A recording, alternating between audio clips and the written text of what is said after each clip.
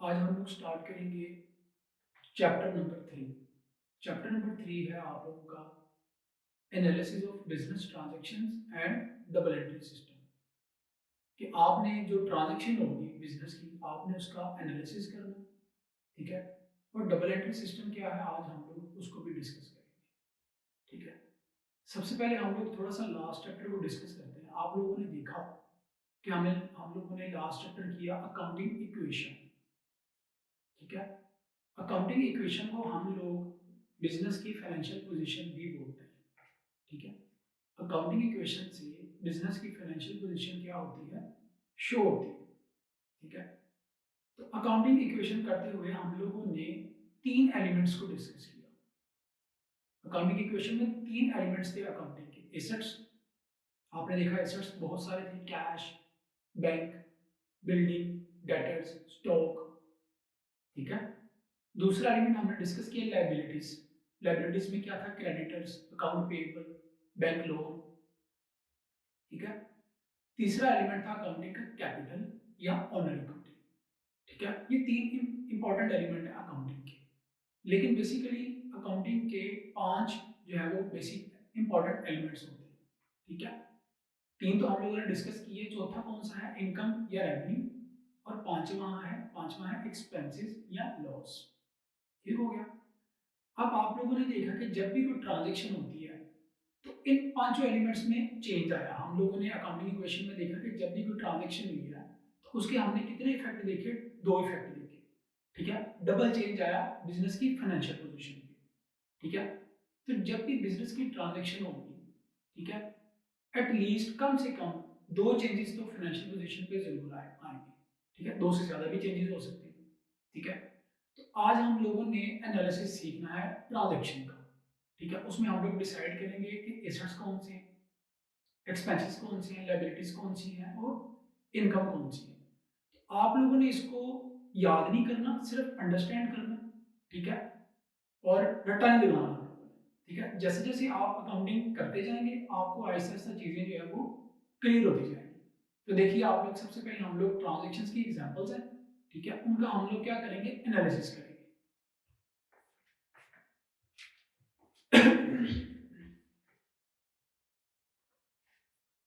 सबसे पहले है जी ट्रांजेक्शन नंबर 1, ठीक है। अब इसमें आपने बताना क्या है कि एसेट्स कौन से हैं, लायबिलिटीज की कौन सी। ये सॉल्यूशन इसका साथ ही गिवन है, ठीक है। आप लोगों ने इसको देख के समझ के फिर आपने करना है। कैसे, तो देखते हैं, मेरे साथ देखिए आप लोग। ट्रांजैक्शन नंबर 1 है जी, mister Rizwan invest ₹2 lakh to commence his business. अब मिस्टर रिजवान ने बिजनेस स्टार्ट किया, कितना इन्वेस्ट किया, ₹2 लाख। ये कैश इन्वेस्ट किया, ठीक है। अब हमने ये बताना है कि कितनी चेंजेस आएंगी इस ट्रांजैक्शन की वजह से फाइनेंशियल पोजीशन पे, ठीक है। तो देखिए कौन कौन सी चेंजेस आएंगी, दो चेंजेस आएंगी, ठीक है। देखिए नीचे क्या लिखा हुआ है, analysis. Two changes have taken place because of this transaction. दो चेंजेस जो आएंगी इस ट्रांजैक्शन की वजह से, हम लोग सिर्फ एनालिसिस कर रहे हैं, ठीक है।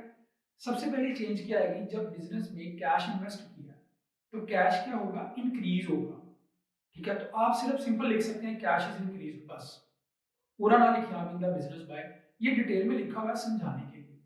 सी, आप ये भी लिख सकते हैं इंक्रीज कैश या कैश इज इंक्रीज, ठीक है। साथ ब्रैकेट में लिखा हुआ है एन एसेट, ठीक है। ये एनालिसिस में साथ साथ आपको ये भी बताया जाएगा साथ साथ कि ये एसेट है, एक्सपेंस है, लायबिलिटी है या इनकम है, ठीक है।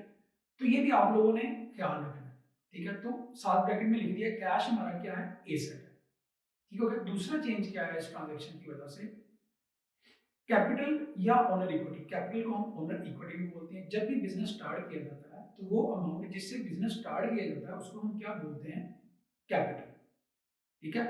अब जब बिजनेस स्टार्ट करेंगे तो कैश भी इंक्रीज हुआ है और कैपिटल भी जो है वो भी इंक्रीज हुआ है। तो ये है इसका एनालिसिस। अब कैपिटल या ओनर इक्विटी क्या होती है, एंड ब्रैकेट में देखिए लिखा हुआ है साहब, and internal liability of the business. ये बिजनेस की इंटरनल लायबिलिटी है, ठीक है। मैंने आपको पहले भी बताया था कि बिजनेस का ओनर जो बिजनेस में पैसा लगाता है, ठीक है, बिजनेस के लिए वो क्या होती है, लायबिलिटी होती है। बिजनेस ने बिजनेस के ओनर को वो पे करना होता है, ठीक हो गया। तो कैपिटल क्या होगी, बिजनेस की इंटरनल लायबिलिटी, क्लियर हो गया। उसके बाद है ट्रांजेक्शन नंबर 2, ये आपने एनालिसिस करना, मैं डिटेल में डिस्कस कर रहा हूँ, आप लोग ये एनालिसिस करेंगे तो आगे चीजें आपके लिए क्या हो जाएगी, आसान हो जाएगी, ठीक है। आपने याद कुछ नहीं करना, ठीक है, देखना है इसको, अंडरस्टैंड करना है, ठीक है, बस सिंपल। उसके बाद ट्रांजेक्शन नंबर 2 है। अच्छा, पहले ट्रांजेक्शन में ये क्लियर हो गया आपको कि कैश एसेट है और कैपिटल क्या है, लायबिलिटी है, इंटरनल लायबिलिटी है, ठीक है, ये जरा क्लियर लिख दिया। लेकिन कैपिटल क्या है, सिंपल हम बोलेंगे इसको लायबिलिटी है, ठीक है। उसके बाद ट्रांजेक्शन नंबर 2 है, देखिए he open current account with ABL and deposit ₹60,000। अब इसका एनालिसिस करें कि बैंक अकाउंट ओपन करवाया है और डिपॉजिट कितना करवाया है, उसमें 60,000। जब आप कैश डिपॉजिट करवाएंगे तो कैश आपका क्या होगा, डिक्रीज होगा, और बैंक अकाउंट आपका क्या होगा, इंक्रीज होगा, क्योंकि आपने बैंक में पैसे डिपॉजिट करवाए हैं। तो देखिए एनालिसिस में यही लिखा है, this transaction has brought two changes. Number 1, decrease in cash balance या कैश इज डिक्रीज बाय ₹60,000, सात ब्रैकेट में लिख दिया कि ये क्या है, एसेट है, ठीक है। आप जैसे जैसे अकाउंटिंग करते जाएंगे आपको पता चलता जाएगा साथ साथ कि एसेट कौन से होते हैं, लायबिलिटीज कौन सी होती हैं और एक्सपेंस कौन से होते हैं, ठीक है। तो ये आपको याद करने की जरूरत नहीं पड़ेगी। उसके बाद है जी बैंक बैलेंस जो है वो भी इंक्रीज हुआ है, ठीक है। दूसरी चेंज ये आई है, बैंक बैलेंस जो है बैंक अकाउंट, ये भी क्या है आपका, एसेट है। उसके बाद नंबर 3 पे देखिए transaction number 3, he borrows rupees 1 lakh from Mr. Salim at 12% interest per annum। Mister Salim से लोन लिया है, ठीक है, इंटरेस्ट रेट कितना है, 12%, ठीक है। अब दो चेंजेस आएंगी इस ट्रांजैक्शन की वजह से, एनालिसिस करें इसका। दो चेंजेस कौन कौन सी आएंगी, एक तो आपने लोन लिया, आपके पास कैश आया है, तो कैश क्या हो गया आपके पास, इंक्रीज, ठीक है। आप अपनी वर्डिंग में भी लिख सकते हैं, ठीक है, लेकिन आपने ये वर्डिंग रीड जरूर करनी है, ठीक है, for better understanding. Cash increase हुआ, ये क्या है आपका, एसेट, ब्रैकेट में साथ लिखा हुआ है। दूसरा, आपने सलीम से लोन लिया है, ठीक है, तो आपने सलीम को अब पे करना है, तो ये क्या है आपके क्रेडिटर, ठीक है, यानी कि अकाउंट पेएबल, और ये क्या होती है हमारी लायबिलिटी। जाहिर है जिससे आपने लोन लिया है आपने बाद में उसको पे तो करना है ना, लोन वापस भी करना होगा, तो इसलिए ये हमारी क्या बन जाती है, लायबिलिटी, जिनको हमने पेमेंट करनी होती है, जिनसे हम उधार लेते हैं या क्रेडिट पे कोई गुड्स परचेज करते हैं, ठीक है। तो लिखा हुआ जी इंक्रीज इन क्रेडिटर, ब्रैकेट में आप क्रेडिटर का नाम भी लिख सकते हैं, ठीक है, मिस्टर सलीम के क्रेडिटर है कौन, या अकाउंट पेएबल, और ये क्या है हमारी लायबिलिटी, ब्रैकेट में लिखा हुआ है। अगेन मैं आप लोगों को रिपीट कर रहा हूं कि हम जस्ट एनालाइज करना सीख रहे हैं, ठीक है, याद कुछ नहीं करना, सिर्फ आपने समझना है, अंडरस्टैंड करना है, बस सिंपल। एसेट क्या है और लायबिलिटी क्या है, और इंक्रीज क्या हो रहा है और डिक्रीज कैसे हो रहा है, ठीक हो गया। आपने इंक्रीज और डिक्रीज सीखना है ताकि चीजें आप लोगों के लिए आगे जाके क्या हो जाए, आसान हो जाए। उसके बाद ट्रांजेक्शन नंबर 4 देखिए, he purchases furniture worth ₹40,000 for cash। आपने फर्नीचर परचेज किया, ठीक है। हर ट्रांजैक्शन को मैंने पहले बताया था अकाउंटिंग करते वक्त आपने ये एज्यूम करना है कि आप बिजनेस के क्या हो, अकाउंटेंट हो। आपने हर ट्रांजैक्शन को अपने पॉइंट ऑफ व्यू से देखना है, परचेज भी आप कर रहे हो, सेल भी आप कर रहे हो, ठीक है। फर्नीचर जब आपने परचेज किया कैश पे, तो एक तो आपके पास फर्नीचर इंक्रीज हो गया, ठीक है, शायद आपने फर्नीचर परचेज किया, फर्नीचर आपके पास आ गया, तो फर्नीचर आपके पास क्या हो गया, इंक्रीज, ये क्या होता है आपका एसेट, ठीक है। कैश आपने पे किया तो कैश क्या हो गया आपके पास, डिक्रीज, तो ये भी क्या है, एसेट है, ठीक हो गया। उसके बाद है ट्रांजेक्शन नंबर 5, ही purchases goods, saleable goods. Goods हम क्यों परचेज करते हैं, आगे रीसेल करने के लिए, ये हम लोग डिस्कस कर चुके हैं, ठीक हो गया। ब्रैकेट में समझाने के लिए लिखा है जी सेलेबल गुड्स, ठीक है, ना भी लिखा तो आपको ये पता होना चाहिए कि गुड्स क्यों परचेज की जाती हैं, आगे सेल करने के लिए, रीसेलिंग पर्पस के लिए, मीन आगे सेल करने के लिए। From mister Afzal for ₹50,000 and paid cash ₹30,000। अब आपने गुड्स परचेज की हैं मिस्टर अफजल से 50,000 की, ठीक है।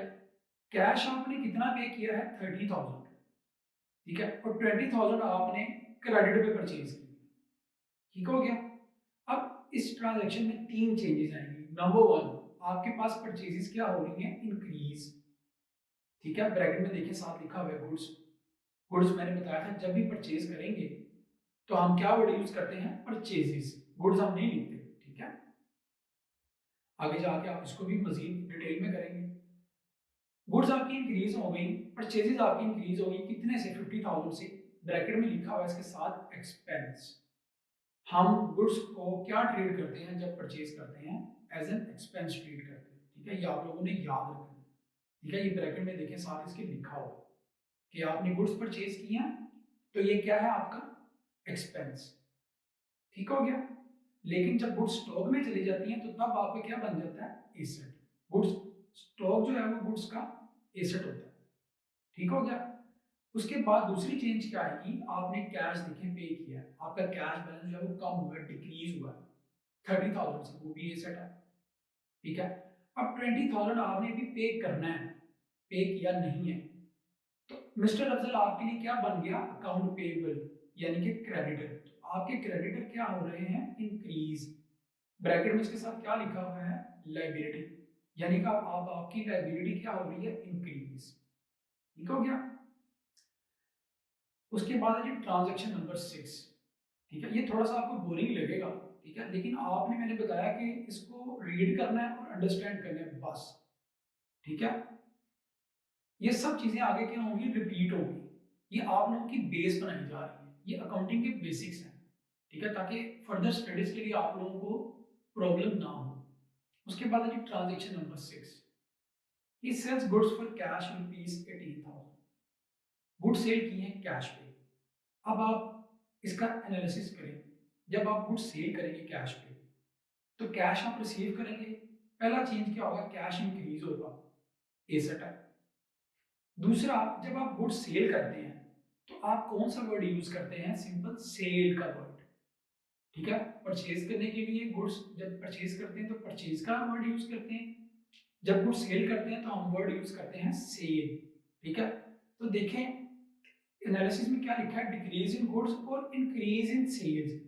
तो आपने फोकस किस पे रखना है, इंक्रीज इन सेल्स वर्ड पे और रेवेन्यू पे, क्योंकि ऑब्वियसली गुड्स तो डिक्रीज हो रही हैं, लेकिन ये हमारी क्या है, जब हम सेल करते हैं इनकम होती है, तो आपका रेवेन्यू क्या होता है, इंक्रीज होता है, या तो आपने इस वर्ड पे फोकस रखना है। ये बात भी ठीक है कि जी गुड्स डिक्रीज हो रही है, ये तो कंफर्म बात है ना, जब आप गुड्स सेल करेंगे तो गुड्स डिक्रीज होगी, लेकिन आपने फोकस किस पे करना है कि गुड्स जब आप सेल करते हैं वो आपका क्या होता है, रेवेन्यू, इनकम, आपकी इनकम जो है वो इंक्रीज हो गई है, इंक्रीज इन रेवेन्यू बाय ₹18,000, ठीक हो गया। ये दो चीजें आएंगी, ठीक है। सेल आपकी क्या होती है, रेवेन्यू, ठीक है। Transaction number 7, he sells goods for ₹10,000 to Mr. Naeem on credit basis। अब आपने गुड्स सेल की है क्रेडिट बेसिस पे नईम को, ठीक है।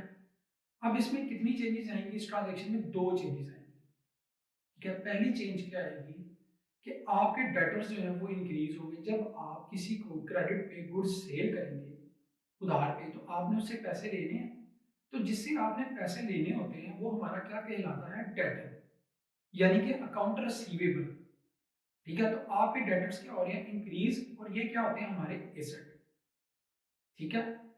और आप गुड्स क्या सेल कर रहे हैं, तो अब आपका क्या इंक्रीज हो रहा है, सेल्स आपकी क्या हो रही है, इंक्रीज, और ये क्या होता है आपका रेवेन्यू। उसके बाद ट्रांजैक्शन नंबर 8, ये परचेज स्टेशनरी फॉर ₹6,000। आपने स्टेशनरी परचेज किया, दो चेंजेस हैं, एक आपने कैश पे किया, डिक्रीज हो गया आपका कैश, वो क्या होता है आपका एसेट। दूसरा चेंज क्या आएगा, स्टेशनरी आपके पास इंक्रीज हो रही है, ठीक है। अच्छा, अब इसमें भी आपने ये ख्याल रखना है कि जो स्टेशनरी का स्टॉक होगा वो आपका एसेट होगा, लेकिन जब हम स्टेशनरी को परचेज करेंगे तो हम उसको एज एन एक्सपेंस ट्रीट करते हैं, आगे जब हम जनरल एंट्रीज करेंगे। तो अभी इंक्रीज आपके पास क्या हो रही है, स्टेशनरी, ब्रैकेट में लिखा हुआ है आ कंज्यूमेबल एसेट, ठीक है। तो अभी ये आपने स्टेशनरी परचेज करके स्टॉक में रख दिया, जब हम आगे अकाउंटिंग करेंगे फर्दर तो स्टेशनरी को आप एक्सपेंस ट्रीट करेंगे, ठीक है। स्टॉक में चली जाएगी तो आपका एसेट होगा, ठीक हो गया। तो ये भी कंज्यूमेबल एसेट लिखा हुआ है, दैट मींस कि आपने बाय करके स्टॉक में रख दिया, ठीक है। उसके बाद transaction number 9, he purchased a weighing scale and safe for ₹20,000 and pays by check। क्या परचेज किया है? weighing scale और सेफ, 20,000 रुपए का, और चेक इशू किया। जब आप चेक इशू करेंगे तो आपके बैंक अकाउंट से पैसे चले जाएंगे। ऑब्वियसली जब आप किसी को चेक देंगे तो वो जाके आपके बैंक अकाउंट से पैसे निकलवाएगा, तो आपका बैंक अकाउंट क्या होगा? डिक्रीज। पहली चीज तो ये होगी डिक्रीज इन बैंक बैलेंस, ये क्या होता है? आपका एसेट। और इंक्रीज आपका क्या होगा? वेइंग स्केल एंड सेफ, ये आपका एसेट होता है, ठीक हो गया। उसके बाद आप transaction number 10, he pays ₹12,000 to mister Afzal own account. आपने 12,000 मिस्टर अफजल को पे कर दिया। क्यों पे किया? क्योंकि आपने इससे परचेज की होगी गुड्स क्रेडिट पे। जब आप किसी को पे करेंगे तो कैश आप पे करेंगे, कैश आपका क्या होगा? डिक्रीज। पहली चेंज तो ये आ गई, एसेट होता है, ठीक है। दूसरी चेंज क्या आएगी? आपकी लायबिलिटी डिक्रीज होगी। जब आप क्रेडिटर को पेमेंट कर देते हैं तो आपकी लायबिलिटी क्या हो जाती है? डिक्रीज हो जाती है, ठीक है। अगेन मैं इस ट्रांजेक्शन को रिपीट कर रहा हूँ, शायद मैंने कुछ गलत बोल दिया। He pays ₹12,000 to mister Afzal own account. आपने मिस्टर अफजल को पेमेंट की है। पेमेंट इसलिए किया, दैट मींस आपने मिस्टर अफजल से क्रेडिट पे गुड्स परचेज की होगी, ठीक हो गया। जब आप पे करेंगे, ठीक है, तो कैश डिक्रीज हो जाएगा, एसेट है। दूसरा, आपने मिस्टर अफजल को लायबिलिटी बनाया हुआ था पहले, जब आपने इसको पैसे देने थे। जब आप पेमेंट कर देंगे तो फिर आपकी लायबिलिटी क्या होगी? डिक्रीज होगी, डिक्रीज इन क्रेडिटर, ठीक है। और ये क्या होती है? हमारी लायबिलिटी। उसके बाद transaction number 11, he return defective goods to mister Afzal worth ₹2,000। आपने खराब गुड्स जो हैं वो वापस कर दिए। अब ये कौन सी रिटर्न है? ये परचेज रिटर्न है, ठीक है। टू का वर्ड आ जाए तो दैट मीन्स कि आप वापस कर रहे हैं। अगर आपको नहीं पता चल रहा कि ये परचेज रिटर्न है या सेल रिटर्न है तो आप बैकएंड पे जाके देख लें कि आपने प्रीवियस ट्रांजैक्शन में इसको सेल की है या परचेज की है। तो आपने इसे परचेज की होगी, ठीक है। जब आप गुड्स वापस करेंगे तो एक तो आपकी परचेज रिटर्न क्या होगी? इंक्रीज, ठीक है। आपकी परचेज रिटर्न क्या होंगी? इंक्रीज होंगी। और दूसरा वर्ड क्या लिखा हुआ है साथ? देखिए, डिक्रीज इन गुड्स। लेकिन आपने फोकस किस पे करना है? इंक्रीज इन परचेज रिटर्न, कि आपकी परचेज रिटर्न इंक्रीज हो रही है। ब्रैकेट में क्या लिखा हुआ है? Decrease in expense. जब आप गुड्स परचेज करते हैं तो एक्सपेंस इंक्रीज होता है आपका। जब आप गुड्स वापस कर देंगे तो आपका एक्सपेंस क्या हो रहा है? डिक्रीज। ये परचेज रिटर्न है, इंक्रीज इन परचेज रिटर्न, मतलब आपका एक्सपेंस क्या हो रहा है? डिक्रीज, ठीक हो गया। उसके बाद अब आपने गुड्स जब जितने की वापस कर दी उतने से आपके क्रेडिटर भी क्या होंगे? कम होंगे, डिक्रीज होंगे। जब आपने गुड्स ही वापस कर दी है तो फिर आपके क्रेडिटर भी क्या होंगे? डिक्रीज होंगे। तो दूसरा चेंज क्या आया? डिक्रीज हो रहे हैं आपके क्रेडिटर। और ये क्या आती है? आपकी लायबिलिटी। ब्रैकेट में लिखा हुआ आपकी लायबिलिटी, दैट मींस डिक्रीज हो गई है। उसके बाद है transaction number 12, goods are return by mister Naeem ₹1,000 to the business. Goods return किए मिस्टर नईम ने, बाय का वर्ड आ गया, दैट मीन्स कि आपने इसको सेल्स की होंगी तो ये सेल्स रिटर्न है। अगर नहीं पता चल रहा तो आप प्रीवियस जाके ट्रांजैक्शन में देख लें आपने इसको सेल की है या इसे परचेज किया। तो आपने इसको सेल की हुई थी, ये सेल्स रिटर्न है। दो चेंजेस आएंगी। नंबर 1, जब आप गुड्स वापस कर देंगे, ठीक है, सॉरी, आपको गुड्स वापस आ जाएगी, ठीक है, तो आपके डेटर क्या हो जाएंगे? डिक्रीज हो जाएंगे। ऑब्वियसली आपने से पैसे लेने थे जब आपने इसको गुड्स सेल की थी क्रेडिट पे, तो जब ही आपको गुड्स वापस कर देगा आपको गुड्स वापस आ जाएगी। तो एक चीज तो ये है कि आपकी सेल्स जो है, सेल्स रिटर्न जो है वो इंक्रीज होंगी, ठीक है। फोकस आपने किस वर्ड पे करना है? Increase in sales returns. जब आपको गुड्स वापस आ जाएंगी तो आपका रेवेन्यू क्या हो जाएगा? डिक्रीज हो जाएगा। जब सेल करते हैं गुड्स तो रेवेन्यू इंक्रीज होता है, जब गुड्स वापस आ जाती हैं तो रेवेन्यू आपका क्या हो जाता है? डिक्रीज हो जाता है, ठीक है। तो increase in sales return, that means कि आपका रेवेन्यू डिक्रीज हो रहा है। और दूसरा, आपका क्या डिक्रीज होगा? डेटर, क्योंकि जितनी की आपको गुड्स वापस आई हैं उतने से आप डेटर को भी क्या करेंगे? कम करेंगे। क्योंकि अब आपको 1000 की गुड्स वापस आ गई हैं, तो आपने अब 1000 जो है वो मिस्टर नेम से नहीं लेना, तो डिक्रीज हो गए आपके डेटर। ठीक है, डेटर आपके क्या होते हैं 61 1000 से।